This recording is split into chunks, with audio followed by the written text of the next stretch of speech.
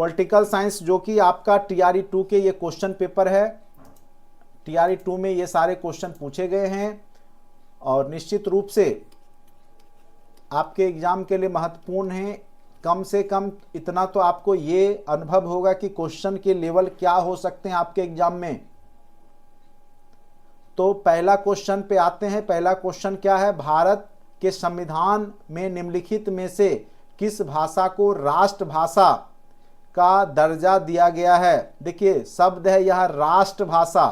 अगर राजभाषा बोलता तो हिंदी को दिया गया है, लेकिन कहीं पर भी राष्ट्रभाषा शब्द की चर्चा नहीं की गई है। तो इसका आंसर क्या हो जाएगा, राष्ट्रभाषा पूछेगा तो इसका आंसर क्या हो जाएगा, उपयुक्त में से कोई नहीं। याद रखिएगा क्या आंसर हो जाएगा, उपयुक्त में से कोई नहीं।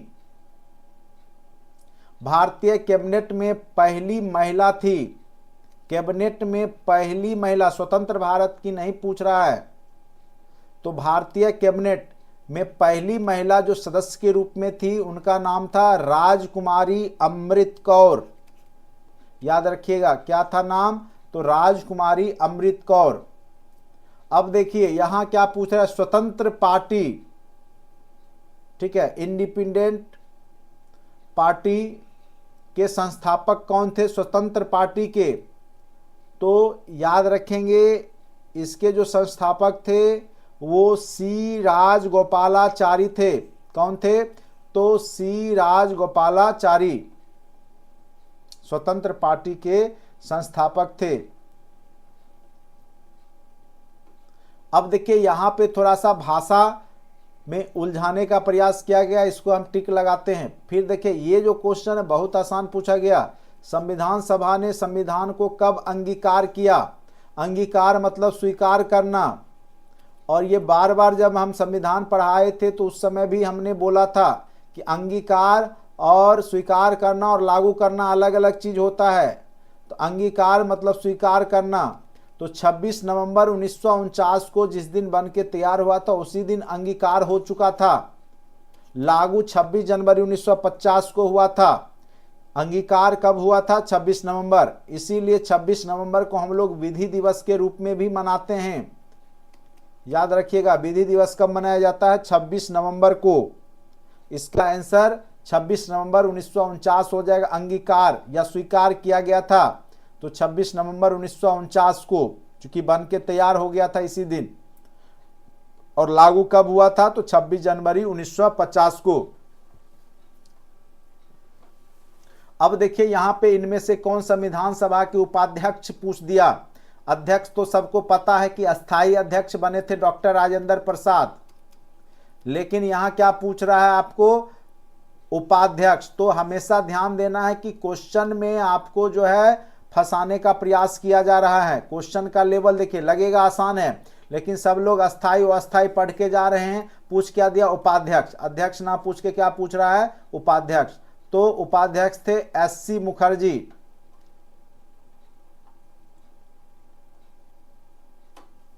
ये क्वेश्चन बहुत आसान सा है। राज्य के नीति निर्देशक तत्व कहां से लिए गए हैं, बार बार हमने आपको पढ़ाया है। राज्य के नीति निर्देशक तत्व कहां से लिए गए हैं, तो आयरलैंड के संविधान से। ये बहुत आसान सा क्वेश्चन। कुछ क्वेश्चन बहुत ज्यादा आसान देखने को मिलेगा, तो मैं उन क्वेश्चन में घेरा लगाऊंगा जो थोड़े से टफ प्रवृत्ति के होंगे। निम्नलिखित में से किसका संबंध राज्य चुनाव आयोग से है, इसको भी थोड़ा घेरा लगाते हैं, आगे चर्चा करेंगे। इसको भी असत्य कथन पहचानिए, इसको भी घेरा लगाएंगे। जो भारी भरकम शब्द जिसमें प्रयोग किया गया है उसको घेरा लगा रहे हैं अभी फिलहाल, ठीक है। यहां पर भी थोड़ा ज्यादा पढ़ना पड़ेगा तो उसके लिए हम घेरा लगा रहे हैं। पहले आसान आसान सा क्वेश्चन जो वन लाइनर टाइप का दिख रहा है, जो आसानी से समझ में आ रहा है, उसको पहले कवर करेंगे, ठीक है। आप लोग भी वहां पे ये काम करेंगे, पहले जो आसान वाला है उसको कवर कर लीजिएगा। अगर क्वेश्चन ज़्यादा पेचीदा है तो पहले आसान वाला जो दिखेगा उसको तेजी से करते जाइएगा, ठीक है। ये नहीं कि उसी में फंस के फिर आगे चल के आसान वाला छूट जाए। तो यहाँ पर देखिए भारतीय संविधान का अनुच्छेद 324, ये आप लोग को पता होगा, बार बार हमने बताया भी है। जो अनुच्छेद 24 जो है वो निर्वाचन आयोग से संबंधित है। निर्वाचन आयोग पूरा हमने वीडियो लेक्चर ले रखा है, आपके वीडियो में होगा, उसको देख लीजिएगा। अब देखिए संघ सूची, राज सूची, समवर्ती सूची, ये भी पढ़ाया हुआ है इसको, लेकिन चूंकि भाषा ज़्यादा है इसको घेरा लगा रहे हैं। पॉलिटी के क्वेश्चन में यहाँ पर देखने को मिल रहा है कि भाषा ज़्यादा है, ठीक है, देख रहे हैं एकदम डीपली भाषा से आधारित को। आधारभूत संरचना सिद्धांत के विषय में निम्नलिखित में से कौन सा कथन सत्य है? तो आधारभूत संरचना आप लोग को पढ़ाए थे उस समय, केशवानंद भारती बनाम केरल राज्य का भी मामला था, यानी जो संविधान का मूल क्या है उसको लेकर के यहाँ चर्चा है, उससे आधारित क्वेश्चन पूछे गए हैं। अब देखिए ये सब सारे जो क्वेश्चन है, भारत के नियोजित विकास मॉडल के संदर्भ में निम्नलिखित कथनों पर विचार कीजिए तथा गलत कथन को पहचानिए, ठीक है।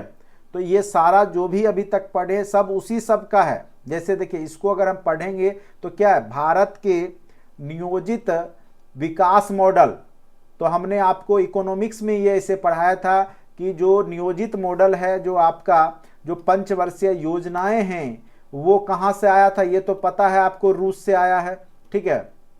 तो रूस यानी यूएसएसआर उस समय था, यूनाइटेड जो सोवियत संघ रूस है वहां से आया था, ये तो आपका बिल्कुल सही है। यहाँ गलत कथन कह रहा है, प्रथम पंचवर्षीय योजना का जो प्रारूप स्टार्ट यहां से हुआ 1951 में, बिल्कुल सही है। 1951 से 56। पीसी महालनोबिस ये नहीं थे, पीसी महालनोबिस थे नहीं थे, कौन थे वहां पे? पीसी महालनोबिस तो नहीं थे। एक सेकेंड। प्रथम पंचवर्षीय योजना के वास्तुकार कौन थे? हेरोड डोमर मॉडल, आपको याद होगा या भूल गए होंगे इकोनॉमिक्स में। पंचवर्षीय योजना देखिए है, पॉलिटी में पूछा गया, लेकिन इकोनॉमिक्स में भी ये पढ़ते हैं हम लोग।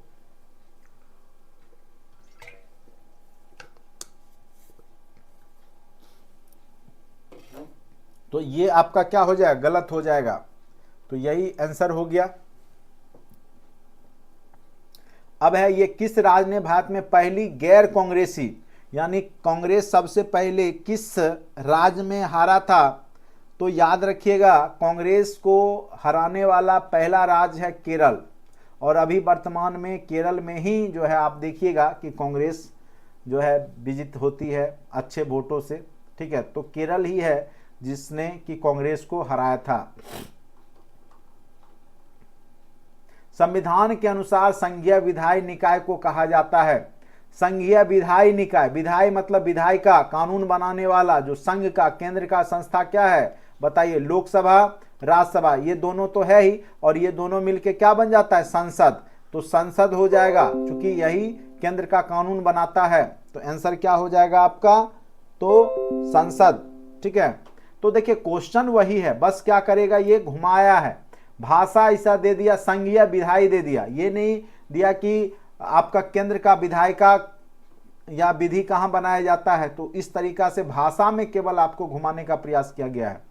निम्नलिखित में से संसद के अंतर्गत आते हैं, बार बार हमने क्लास में चर्चा किया, संसद, लोकसभा, राज्यसभा, राष्ट्रपति तीनों मिल करके बनता है। तो संसद में, संसद के अंतर्गत क्या आएंगे? उपयुक्त में से एक से अधिक, ठीक है, यही होगा ना। राष्ट्रपति, लोकसभा, राज्यसभा तीनों मिलकर के संसद का निर्माण करते हैं। तो आंसर क्या हो जाएगा आपका? उपयुक्त में से एक से अधिक। क्वेश्चन नंबर 21 बना के आप लोग बताइए क्या है? निम्नलिखित में से कौन भारतीय संविधान के संशोधन में सम्मिलित होता है? बनाइए जरा, बना के दिखाइए तो बताइए तो क्या आंसर हो जाएगा? 21 नंबर।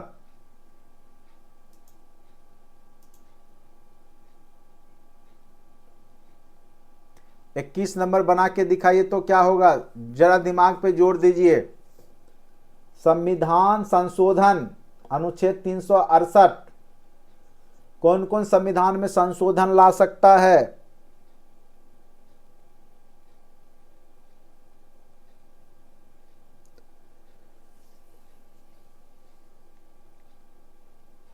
देखिए राष्ट्रपति भी संशोधन में सम्मिलित हो सकता है, न्यायपालिका, संसद। तो इसका आंसर क्या हो जाएगा?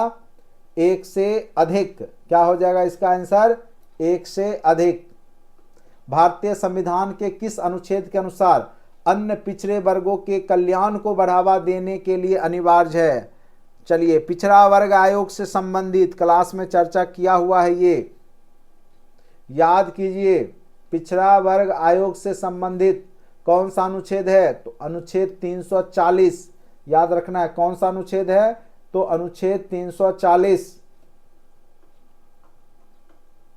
क्या एक ही व्यक्ति को एक से अधिक राज्यों का राज्यपाल नियुक्त किया जा सकता है? तो बिल्कुल किया जा सकता है। एक से अधिक राज्यों का राज्यपाल एक व्यक्ति को बनाया जा सकता है। समवर्ती सूची, आपको हम जब सूची पढ़ा रहे थे तो पूरा याद करवाए थे। समवर्ती सूची किसमें है? तो सूची अनुसूचियां जो भी हैं उसमें समवर्ती सूची 7वीं अनुसूची याद कीजिए। जब अनुसूची इधर ही कुछ दिन पहले हमने पढ़ाया था तो सारे अनुसूची जो 12 अनुसूचियां हैं याद करवाया था, उसमें 7वीं अनुसूची याद कीजिए किससे संबंधित है? तो समवर्ती सूची से संबंधित है। याद रखिएगा, समवर्ती मतलब जिसपे केंद्र और राज्य दोनों कानून बना सकते हैं। केंद्र और राज्य दोनों मिलकर कानून बनाते, जैसे शिक्षा समवर्ती सूची का विषय है। सार्वभौम मताधिकार का अर्थ यह है कि मत देने का अधिकार नियंत्रित नहीं होता जाति या लिंग से, आस्था से, संपत्ति से। तो देखिए, इसका जो है ना ही आस्था से है ना जाति लिंग। सार्वभौमिक मतलब सभी को बराबर वोट देने का अधिकार होता है। सार्वभौम मताधिकार का अर्थ यह है कि मत देने का अधिकार नियंत्रित नहीं होता है जाति लिंग से, आस्था से, संपत्ति से। तो इससे कोई इसका नियंत्रण नहीं है। ठीक है, सभी व्यक्ति को, गरीब अमीर, आस्था संपत्ति हो नहीं हो, सबको बराबर अधिकार दिया गया है। सार्वभौम मताधिकार का अर्थ होता है, यानी इसका आंसर हो जाएगा आपका एक से अधिक। निम्नलिखित में से किसकी नियुक्ति भारत के राष्ट्रपति द्वारा किया जाता है? तो आपको पता होगा, भारत के मुख्य न्यायाधीश की भी नियुक्ति कौन करता है? तो राष्ट्रपति ही करता है। उच्च न्यायालय के न्यायाधीश की भी नियुक्ति जो है राष्ट्रपति ही करता है।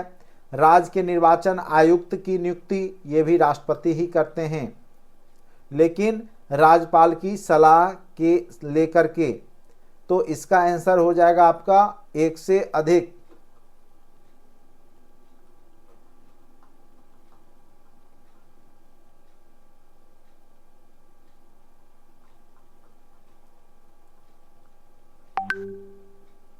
अनुच्छेद 280 क्या चीज से संबंधित है? बताइए, इसका आंसर क्या होगा? जब हम बता रहे थे सारे जो सूचियां हैं, केंद्र सूची, राज्य सूची, समवर्ती सूची, तो उसमें वित्त आयोग के बारे में हमने अच्छे से चर्चा किया है। ये बार बार चर्चा हुआ है। 280 किससे संबंधित है? वित्त आयोग से संबंधित है, याद रखेंगे। मौलिक कर्तव्य जब पढ़ा रहे थे तो उसमें भी हमने चर्चा किया। बताइए 27 नंबर का आंसर क्या होगा?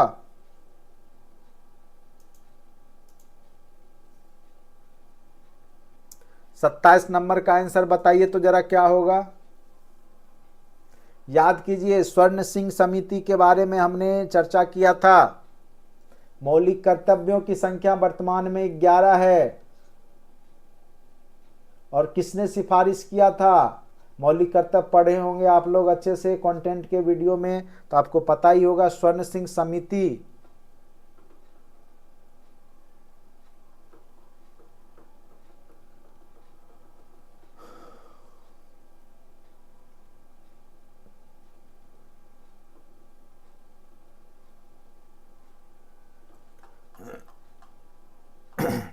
आसान आसान, जो बिल्कुल आसान है वो क्वेश्चन पहले देखते हैं। किस देश में फर्स्ट पास्ट द पोस्ट प्रणाली है? ठीक है, फर्स्ट पास्ट द पोस्ट। ठीक है, जो पहले आएगा, जो 1 नंबर पे आएगा उसको पोस्ट दिया जाएगा।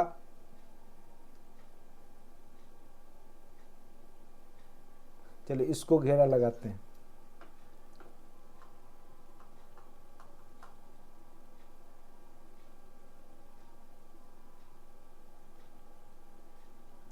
देखिए यहाँ पे क्वेश्चन है, भारत के संविधान को किसने बनाया? बताइए, ब्रिटिश संसद, गवर्नर जनरल की परिषद, भारत की संविधान सभा, उपयुक्त में से एक से अधिक, उपयुक्त में से कोई नहीं। बताइए जरा आंसर क्या होगा इसका, 34 नंबर का। भारत का संविधान सभा, जो कि प्रत्येक 10 लाख की आबादी पे चुन के गए थे लोग, और उन्होंने ही वहां संविधान बनाया है। तो आंसर क्या हो जाएगा आपका, भारत की संविधान सभा। निम्नलिखित में से किसका लोकतंत्र के विचार में विश्वास नहीं है? लोकतंत्र में विश्वास नहीं रखता, उदारवादी, कट्टरपंथी, समाजवादी। बताइए जरा इसका आंसर क्या होगा। देखिए उदारवादी तो उदार हुए, ये तो विश्वास रखेंगे ही।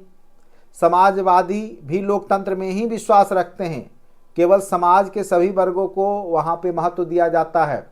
लेकिन जो कट्टरपंथी होंगे उनको लोकतंत्र में आस्था नहीं होता है। तो किसका लोकतंत्र के विचार में विश्वास नहीं होता? तो कट्टरपंथी का। ये धार्मिक आधार पे जो है शासन करने का प्रयास करते हैं, कट्टरपंथी। तो ऑप्शन नंबर बी इसका सही जवाब हो जाएगा। देखिए कुछ क्वेश्चन इसमें से 9, 10th के डायरेक्ट एनसीईआरटी के क्वेश्चन हैं, ठीक है। तो 9, 10th के एनसीईआरटी बुक के क्वेश्चन यहाँ पे डायरेक्ट रूप से, जैसे ये सब जो क्वेश्चन है आपका, इनमें से किसे भारत में लोकतंत्र को गहरा करने का श्रेय दिया जाता है, ठीक है। तो लोकतंत्र को गहरा करने का श्रेय भारत में दिया जाता है पंडित जवाहरलाल नेहरू को, ठीक है। इन्होंने ही जो है, ये शुरुआती दौर में समाजवादी विचारधारा से भी प्रभावित थे, और आगे चल करके इन्होंने जो लोकतंत्र है उसको गहरा किया है। तो इन्हीं को यह श्रेय दिया जाता है, पंडित जवाहरलाल नेहरू को।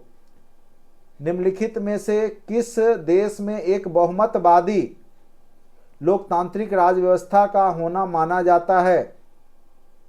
तो एक बहुमतवादी लोकतांत्रिक राज व्यवस्था कहाँ पर है? तो याद रखेंगे श्रीलंका में।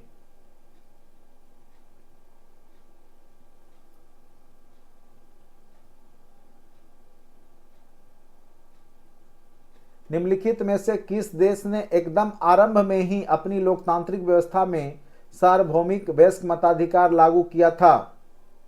यानी शुरुआती दौर में ही यह कारनामा कर दिया था, मतलब सभी लोगों को बराबर अधिकार, वोट देने का अधिकार।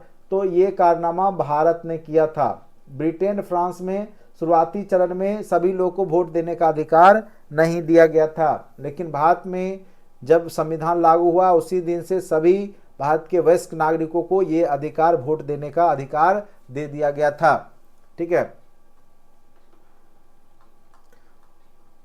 40-40 क्वेश्चन का सेट है। अब पीछे देखते हैं, निम्नलिखित में से कौन सा भारत सरकार में सबसे निचला स्तर है? आप याद कीजिए, पंचायती राज व्यवस्था में त्रिस्तरीय व्यवस्था के बारे में भी हमने बताया है, और जो प्रशासन का सबसे निचला जो अंग होता है वो पंचायत होता है। क्या होता है? पंचायत ही होता है सबसे निचला। तो इसका आंसर क्या हो जाएगा? कौन सा भारत सरकार में सबसे निचला स्तर है? बताइए जरा, कौन सा हो जाएगा? सबसे निचला स्तर हो जाएगा। छावनी बोर्ड होगा? नहीं होगा। नगर निगम होगा? नहीं होगा। सबसे निचला स्तर पंचायत होता है, याद रखिएगा। अब देखिए, ये तो आपको सिद्धांत के रूप में है। इनमें से किस सिद्धांतकार ने लोकतंत्र शब्द को बहुतंत्र शब्द से स्थानापन्न करना चाहा? ठीक है। तो देखिए, वास्तव में अगर देखा जाए, लोकतंत्र का अर्थ होता है जनता का शासन। लेकिन अगर आप गौर कीजिएगा तो लोकतंत्र किसी भी देश में पूर्ण रूप से अब तक नहीं आया है, जान लीजिए। हमारे यहाँ भी लोकतंत्र है, लेकिन लोकतंत्र से कहीं ज़्यादा पार्टी तंत्र है। पार्टियां निर्धारित करती है किस व्यक्ति को टिकट दें और फिर हम लोग उस पार्टी को वोट देते हैं, तब वह पार्टी जीतती है। जनता के बीच से बहुत कम ही नेता जो है डायरेक्ट रूप से चुन करके निर्विरोध या जिस प्रकार से जाते हैं, मैक्सिमम पार्टी ही निर्धारित करती है किस व्यक्ति को सीट टिकट देना है और फिर जो जनता है उसको वोट देती है। ठीक है, तो बहुतंत्र शब्द से स्थापन करना चाहा, उनका नाम था, याद रखिएगा, रॉबर्ट डहल। उनका नाम क्या था? Robert Dahl. अब ये सब क्वेश्चन आपको 11-12 का जब आप एनसीईआरटी बुक पॉलिटिकल साइंस का पढ़ेंगे तब वहां पे ये सब आपको दिखाई देगा। ये क्वेश्चन है क्वेश्चन नंबर 38। एक लोकतांत्रिक राज व्यवस्था में सत्ता संघर्ष का सबसे सुंदर प्रकार निम्नलिखित में से कौन सा है? अब देखिए, लोकतांत्रिक राज है तो संघर्ष कब होता है? सत्ता के बीच में जब संघर्ष होगा आपको दिखाई देता होगा जब विद्रोह होगा, जन आंदोलन होगा? नहीं, बिल्कुल नहीं। सत्ता संघर्ष कब होता है? जब चुनाव होता है। देखते हैं पार्टियां किस प्रकार से एक दूसरे से संघर्ष करती हैं, तो सबसे सुंदर प्रकार है ये। तो ये सब क्वेश्चन तो कॉमन सेंस से ही आप लोग बना पाएंगे। एक लोकतांत्रिक राज व्यवस्था में सत्ता संघर्ष का सबसे सुंदर प्रकार क्या होगा? चुनाव ही होगा। मारपीट, विद्रोह, जन आंदोलन से थोड़ा ही होगा। सत्ता संघर्ष क्या है? चुनाव के माध्यम से ही होता है। तो आंसर क्या हो जाएगा? चुनाव हो जाएगा। द बर्डन ऑफ डेमोक्रेसी नामक पुस्तक किसने लिखी है? तो याद रखिएगा, द बर्डन ऑफ डेमोक्रेसी नामक पुस्तक के रचयिता हैं प्रताप भानु मेहता। कुछ क्वेश्चन डायरेक्ट आपको जो है, ये सब क्वेश्चन अगर आप खोजेंगे तो जनरली आपको बुक में दिखाई नहीं देगा। इसके लिए आपको नेट जेआरएफ के पॉलिटिकल साइंस के जब आप प्रीवियस ईयर के क्वेश्चन को देखेंगे तो वहां पे ये सब क्वेश्चन आपको दिखाई देगा। ठीक है, तब इसका मतलब ये नहीं कि इसके लिए एक दो क्वेश्चन के लिए अब पूरा आप नेट जेआरएफ लेवल के पॉलिटिकल साइंस को पढ़िए। ठीक है, एनसीईआरटी का जो बुक है उसको रीड कीजिए। बाकी देखिए 2-4-5 क्वेश्चन आने नहीं आने से आपका रिजल्ट प्रभावित उतना नहीं होता है। मेन रूप से जो कॉमन क्वेश्चन है वो आपसे गलत नहीं होना चाहिए, जो आसान से क्वेश्चन है जो सब लोग बनाते हैं। कुछ क्वेश्चन जो बहुत डीपली, जैसे ये question the burden of democracy, तो जो लोग अच्छे से पॉलिटिकल साइंस या तो एनसीईआरटी बुक को 12 तक के अच्छे से बुक को पढ़ेंगे या फिर नेट जेआरएफ लेवल के क्वेश्चन को प्रीवियस ईयर के बनाएंगे, तब जाके ये सब क्वेश्चन वहां पे आपको दिखाई देगा तो आप बना पाएंगे। नहीं तो जनरली आप तुक्का लगाइए, सही हो गया तो हो गया, नहीं तो गलत। सिंपल सी बात है। ऐसे विधेयक जिनमें स्पष्ट रूप से करारोपण या करों की समाप्ति से संबंधित प्रावधान होते हैं। देखिए, धन से संबंधित जो भी होता है वो धन विधेयक होगा। ठीक है, जो भी धन से संबंधित होगा वो विधेयक क्या होता है? धन विधेयक होता है। तो सिंपल सी बात है, यहाँ पे करारोपण या करों की समाप्ति, कर मतलब हुआ धन। ठीक है, धन जमा करना या धन को जो है कर को समाप्त करना, तो ये धन विधेयक के अंतर्गत है। वित्त मतलब क्या होता है कि अगले वर्ष हमें ये सब काम करना है, वित्त विधेयक उसको बोलते हैं, वित्तीय। ये धन विधेयक के अंतर्गत आता है। जो भी टैक्स, ये हमने आपको जब विधेयक पढ़ाया था धन विधेयक तो उसमें भी चर्चा किया हुआ है हमने। ये सब डायरेक्ट क्लास नोट्स के बहुत सारे क्वेश्चन, देखिए अब सेम टू सेम तो नहीं, लेकिन जब चर्चा होता है तो उसमें आपको ये सब कॉन्सेप्ट क्लियर होता है। अब देखिए यहां पे तारी विरोधी आंदोलन की शुरुआत किस राज्य में हुई? तारी विरोधी आंदोलन की शुरुआत जो हुआ है वो आपका आंध्र प्रदेश में हुआ है। लोकतंत्र के अंतर विरोधों को इंगित करने के लिए किसने द एप्पल कोर्ट नामक नाटक लिखा है? लोकतंत्र के अंतर विरोध को इंगित करने के लिए द एप्पल कोर्ट नामक जो नाटक है वो किसके द्वारा लिखा गया है? तो याद रखिएगा, उनका नाम है जॉर्ज बेनार्ड शो के द्वारा यह द एप्पल कोर्ट नामक नाटक लिखा गया है।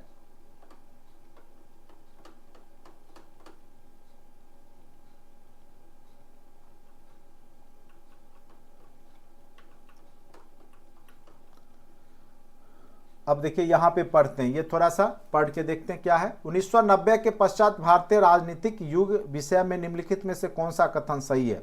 यह आर्थिक सुधारों पर आम सहमति का युग है। तो आपको 1990 के बाद आपको दिखाई दिया होगा आर्थिक सुधार भी आपको देखने को मिलेगा, चूंकि एलपीजी योजना आती है 1990 के बाद ही आती है। ठीक है, तो ये भी आपका हो जाएगा। आर्थिक सुधारों पर आम सहमति का युग है, चूंकि एलपीजी योजना मनमोहन सिंह के द्वारा लाया गया। यह गठबंधन सरकारों का युग है, बिल्कुल। और यहाँ पे मंडल कमीशन भी आएगा और आगे चल करके जो है गठबंधन की राजनीति की शुरुआत होगी। बहुत सारी पार्टियां बनाई जाएगी जातिगत स्तर पे, और फिर यहाँ से जो है निश्चित रूप से जब जाति बनती है तो जातिगत नेता उभर के आते हैं और गठबंधन की राजनीति यहाँ से शुरुआत होगी। यह संघ के बाहर स्वायत्तता के लिए प्रांतीय आकांक्षाओं में वृद्धि का युग है, बिल्कुल सही है। यानी जो 1990 के दशक के बाद जो एक तरफा केंद्रित जो कांग्रेस था, उसमें आप देखिएगा जयप्रकाश जेपी का आंदोलन भी होगा आगे चल के, फिर यहाँ पे होता है। उसके प्रभाव से आपको यहाँ पे मंडल आयोग भी बनता है, और जो कि मंडल आयोग जातिगत आरक्षण की बात करता है, फिर जो है जातिगत नेतृत्व करता आते हैं, फिर गठबंधन की राजनीति। तो यहाँ पे ये तीनों चीज जो है सही है, तो इसलिए इसका आंसर क्या मारेंगे, 1 से अधिक। तो ये सब जानकारी के लिए आपको पूरा नॉलेज रखना होगा, तब जाके आप लोग सही बनाएंगे कि कौन सा घटना कब घटित हुआ। तो चारों ऑप्शन को आपको अच्छे से पढ़ना होगा, ठीक है। अब शुरुआत करते हैं जो में हम लोग घेरा लगा के आगे बढ़े थे। अब यहां पे है असत्य कथन को पहचानिए। क्या है? असत्य कथन को पहचानिए।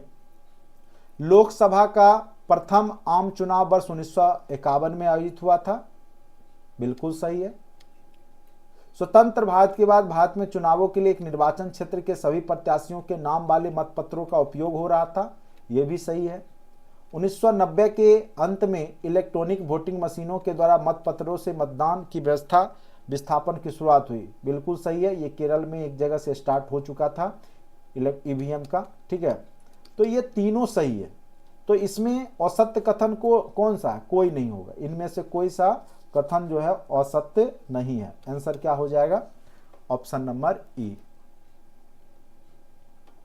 अब देखिए, ये हम उस दिन पढ़ा रहे थे जब मौलिक अधिकार, तो उसमें परम आदेश के बारे में हमने बताया था। परम आदेश क्या होता है? सुप्रीम कोर्ट के द्वारा जो न्यायालय के द्वारा, सर्वोच्च न्यायालय के द्वारा जो दिया जाता है, याद होगा आपको या भूल गए होंगे, ठीक है। परम आदेश के बारे में जो मौलिक अधिकार के बाद हमने आपको बताया था परम आदेश के बारे में। न्यायालय यह देखता है कि कोई पदाधिकारी अपना विधिक कर्तव्य पूरा नहीं कर रहा है तो किसी व्यक्ति के अधिकार का और किसी व्यक्ति के अधिकार का अतिक्रमण कर रहा है, ठीक है।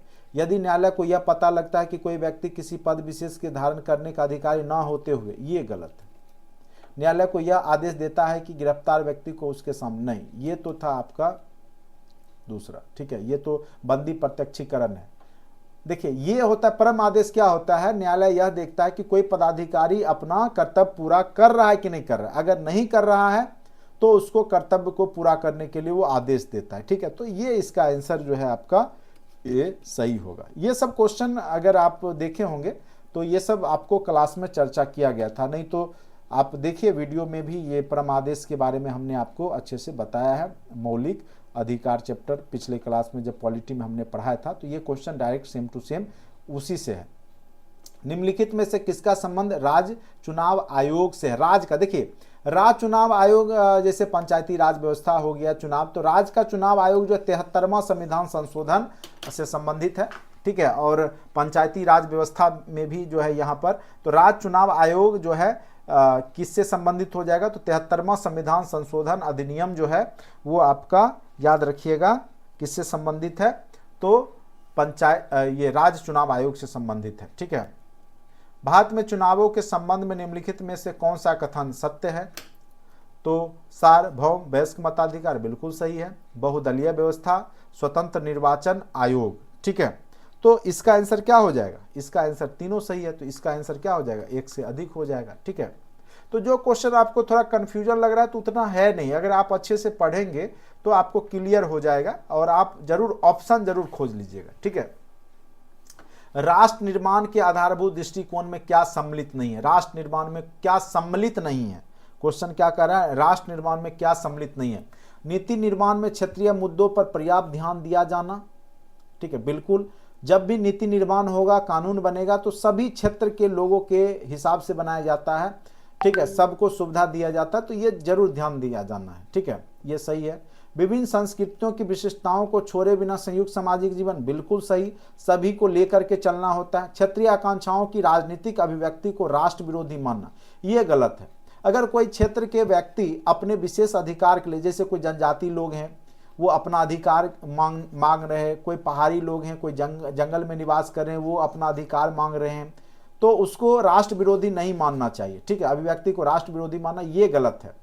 तो क्या सम्मिलित नहीं है, तो ये आपका सम्मिलित नहीं है। तो ऑप्शन नंबर क्या हो जाएगा इसका आंसर? सी। तो क्वेश्चन को अच्छे से आप रीड कीजिएगा, तब आपको समझ में आएगा, और जो आपको सबसे ज्यादा उपयुक्त लगेगा उस समय उसी को टिक लगाइएगा। और सबसे बड़ी बात है, इस तरह के क्वेश्चन में अपने आप पे भरोसा कीजिएगा, दूसरा का देख करके या आसपास जो है पूछ करके नहीं बनाना है। इस तरह का क्वेश्चन आप खुद ही दिमाग लगा करके सोच समझ करके बनाइएगा, तब सही बनेगा। ठीक है, अब देखिए यहां पर क्या, आधारभूत संरचना, यानी जो मूल कॉन्सेप्ट है संविधान का। ठीक है, जैसे हमने आपको केशवानंद भारती बनाम केरल राज्य का जो मामला है, मौलिक जो जैसे भारतीय संविधान का जैसे प्रस्तावना में जो प्रस्तावना का जो मूल अंश है, ठीक है, प्रस्तावना क्या कहता है, हम भारत के लोग, भारत को एक संपूर्ण, तो जो भी उसका एक कह सकते हैं कॉन्सेप्ट है संविधान का, तो आधारभूत संरचना के सिद्धांत के विषय में कौन सा कथन सत्य है, तो यह एक भारतीय न्यायिक सिद्धांत है। तो आधारभूत संरचना बिल्कुल यह एक न्यायिक सिद्धांत ही है, जो कि आधारभूत संरचना को कहता है कि नहीं बदलना चाहिए। ठीक है, यह सिद्धांत केशवानंद भारती केस में भारत सर्वोच्च न्यायालय के निर्णय पर आधारित है। बिल्कुल, ये पहली बार जो आधारभूत संरचना में बदलाव नहीं आने की बात जो है यहीं पे किया गया था, ये बिल्कुल सही है।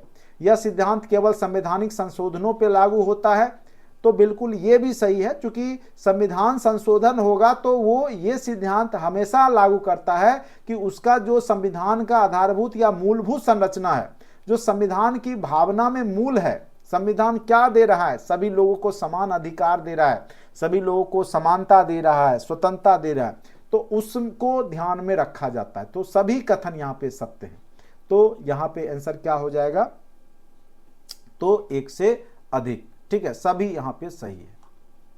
तो क्वेश्चन को अच्छे से पढ़िएगा तो निश्चित रूप से आप सॉल्यूशन पे पहुंच जाइएगा। ठीक है, अब देखते हैं कौन कौन सा क्वेश्चन रह गया।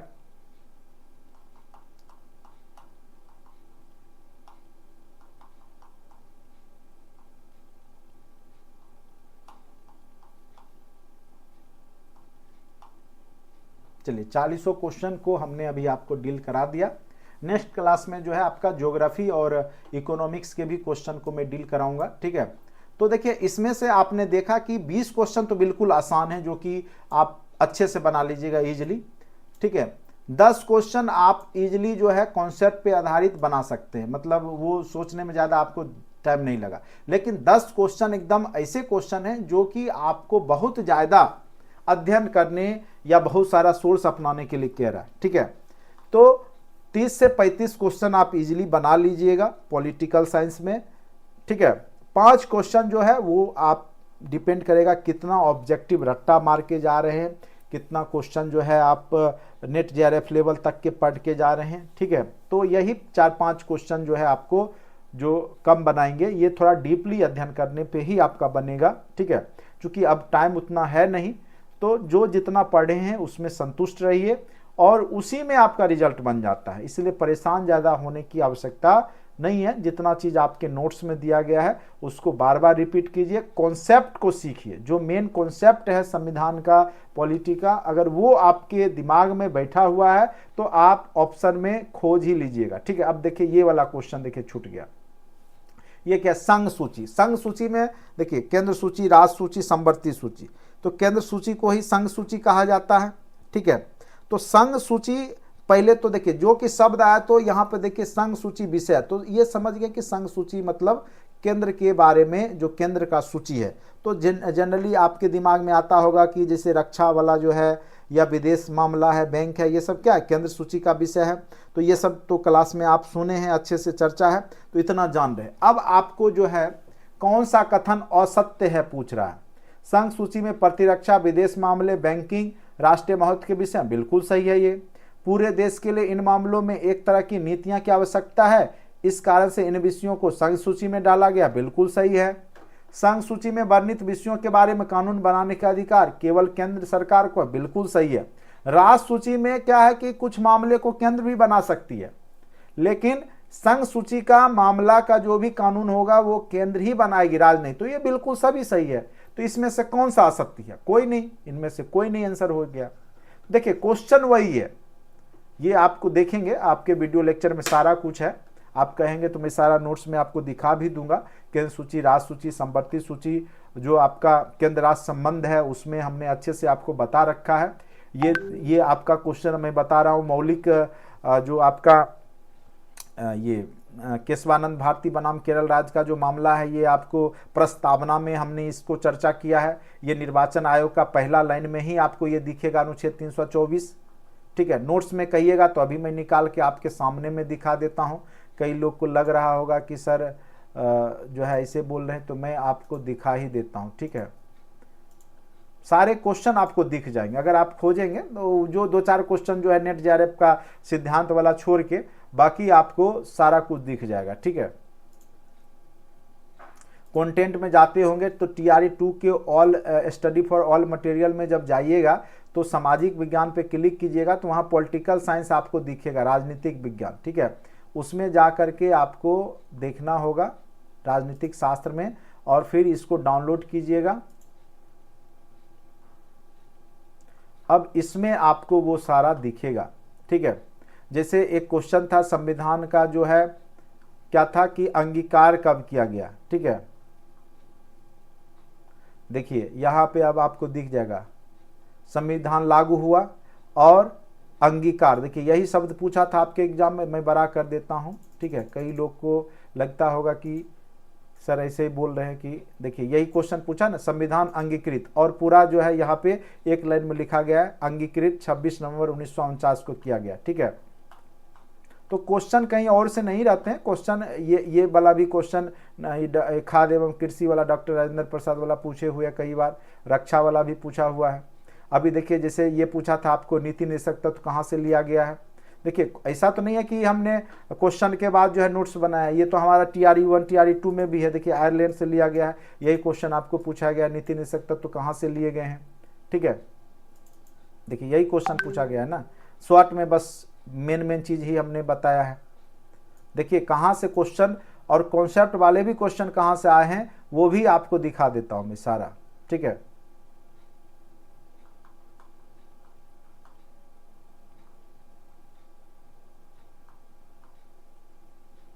देखिए स्वीकार्त बेरू जो यहाँ पे देखिए केशवानंद भारती बनाम केरल राज्य के बाद जो है मामला स्वीकार किया गया, यही मामला से रिलेटेड क्वेश्चन था। मौलिक अधिकार मूलभूत संरचना को जब हमने पढ़ाया है तो उस समय चर्चा किया अच्छे से, यही क्वेश्चन था। केशवानंद भारती बनाम केरल राज्य का मामला के बाद इसको स्वीकार किया गया है। ठीक है, देखिए यही क्वेश्चन था। अभी 7वीं अनुसूची में क्या है, संघ सूची, राज्य सूची और संवर्ती सूची से संबंधित है, तो यही चीज पूछा हुआ है। एवं राज्यों के मत शक्तियों का विभाजन से संबंधित है 7वीं अनुसूची, यही क्वेश्चन आपको पूछा गया है। क्वेश्चन कहां से पूछा जाएगा, यही सब क्वेश्चन रहता है। यहां देखिए जब 7वीं अनुसूची आएगा तो उसमें भी अच्छे से चर्चा किया गया है। चलिए अभी क्या खोजने के लिए निकले थे, क्या हमने आपको बताना शुरू कर दिया। अभी कुछ खोजने के लिए हम निकले थे। ठीक है,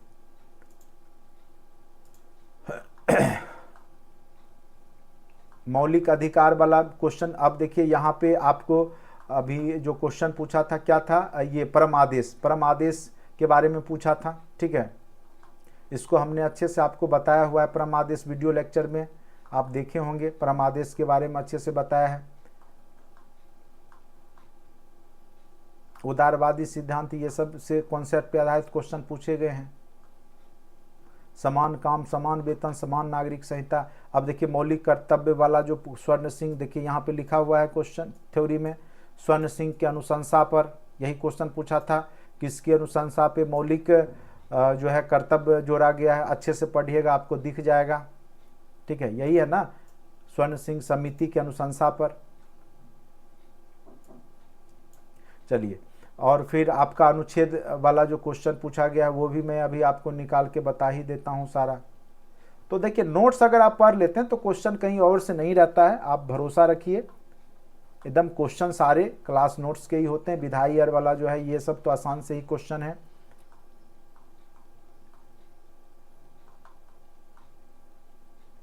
ये धन विधेयक वाला जो है क्वेश्चन पूछा गया है, ठीक है।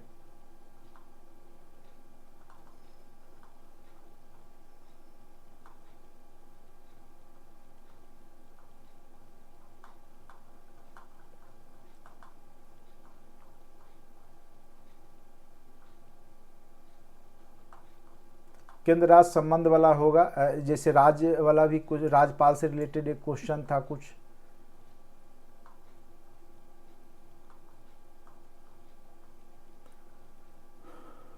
अब देखिए यहां से आपको कुछ क्वेश्चन केंद्र राज्य संबंध है ना, यहां से क्वेश्चन पूछा गया था, अनुच्छेद 300 कुछ के बारे में पूछा गया था, ठीक है।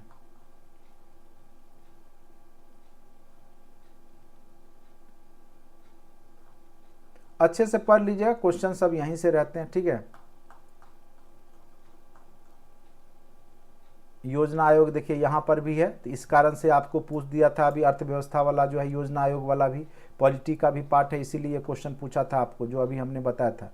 अब देखिए यहाँ पर संघ और राज्य का जो है सूची से रिलेटेड क्वेश्चन था ना, अभी जो अभी हमने लास्ट में दिखाया था आपको, संघ सूची, राज्य सूची, संवर्ती सूची से रिलेटेड। पंचायती राज व्यवस्था से भी एक क्वेश्चन था। 73वां संविधान संशोधन देखिए है ना, 11वीं अनुसूची जोड़ा गया, पंचायती राज का वर्णन है, यही क्वेश्चन था ना वहाँ पे जो पहले आपको हमने बताया था, ठीक है। तो बहुत सारे क्वेश्चन मतलब डायरेक्ट आपको इतना नोट से ही मिल जाएगा, ठीक है। लगभग क्वेश्चन सब नोट्स के ही है, बाकी वीडियो लेक्चर से तो लगभग सब क्वेश्चन होगा। 99% क्वेश्चन जो है लगभग वीडियो लेक्चर में जरूर चर्चा क्लास में किया हुआ होगा, ठीक है।